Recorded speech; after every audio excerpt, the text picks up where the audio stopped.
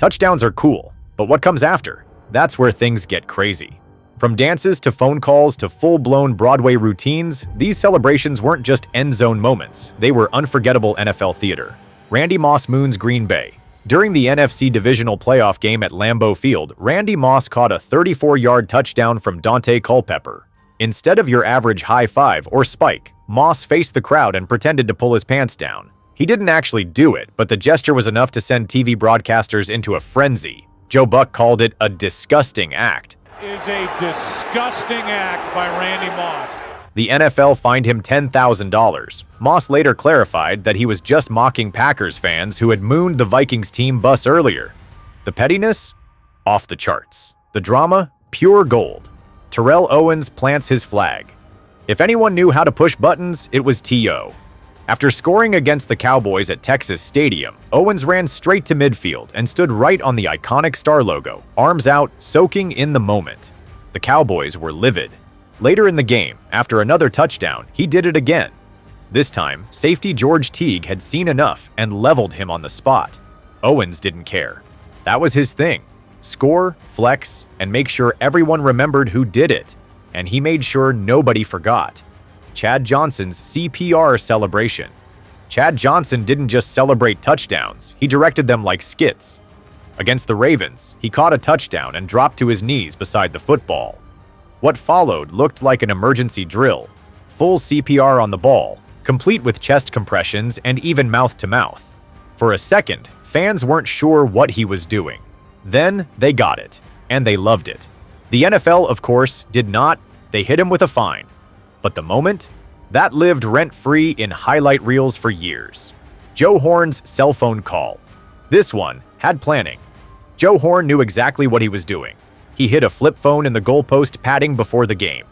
After scoring on the Giants, he made a straight line to the post, pulled out the phone, and started making a call, allegedly to his kids watching at home.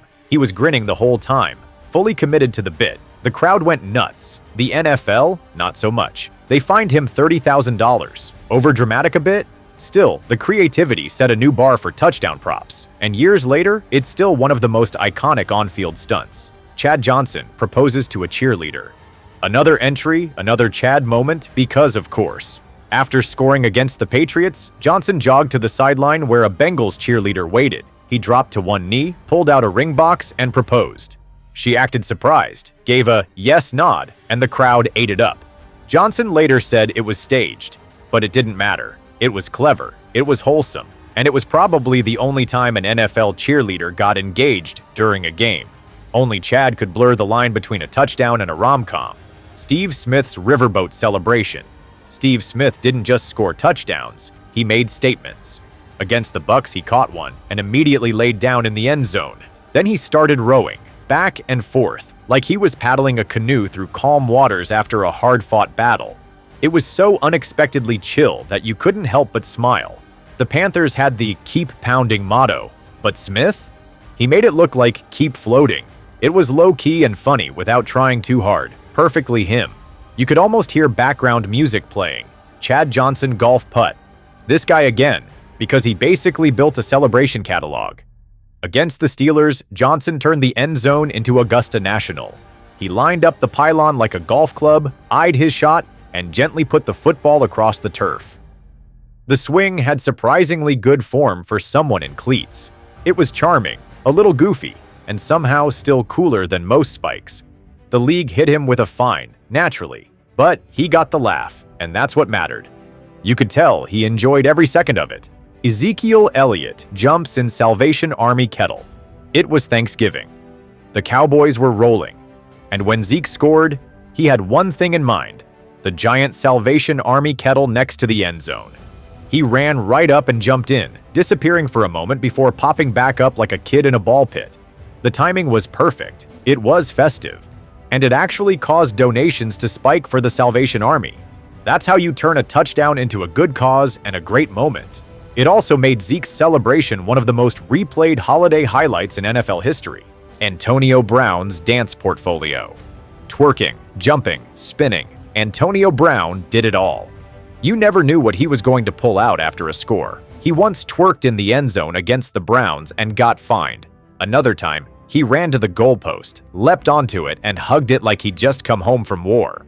His dances weren't just moves, they were performances. Every touchdown felt like the start of a halftime show, and whether you liked it or not, you definitely watched. Love him or hate him, AB gave you a show. Jamaal Williams goes full anime. Jamaal Williams didn't just celebrate a touchdown, he summoned the spirit of anime. After scoring with the Detroit Lions, he hit a celebration inspired by Naruto, complete with perfect hand signs, intense stare, and that unmistakable ninja dash. Williams is a proud anime fan, and instead of hiding it, he made it his signature. He's even said anime motivates him to go harder every play. In a league full of serious faces, Jamaal made being a little nerdy feel cool, and watching him channel Shippuden in the end zone? Absolutely unforgettable. Justin Jefferson's Griddy. The first time Jefferson hit the Griddy, people paused. It wasn't just the dance, it was how he did it. Effortless, clean, controlled. It didn't feel like a celebration. It felt like his natural state. Suddenly, every kid was doing the Griddy in their backyard. It hit TikTok. It hit Madden. Even opposing players tried it. Jefferson didn't invent it, but he owned it. And now, it's part of the culture, as essential to his brand as his route running. If you hear the crowd roar and see those glasses go up, you know what's coming. Chad Johnson's Hall of Fame jacket. You've got to respect the boldness. After scoring against the Packers, Chad ran to the sideline where an assistant had a yellow jacket waiting, a mock Hall of Fame blazer. He put it on, posed for cameras, and grinned like he'd already made it to Canton. The league wasn't impressed. Fans, however, were. That's the kind of self-confidence that doesn't care about approval. You either loved him or rolled your eyes, but you always remembered it. Ochocinco's Riverdance. Yep, Chad again. And this time, it was Irish step dancing. After scoring on the Eagles, he broke into a full-on Riverdance routine in the end zone. We're talking tight footwork, rhythmic taps, the whole thing. And he did it well. It was the kind of celebration that made you wonder if he'd been secretly training off-season. Cultural crossover? Check. Comedic timing? Nailed.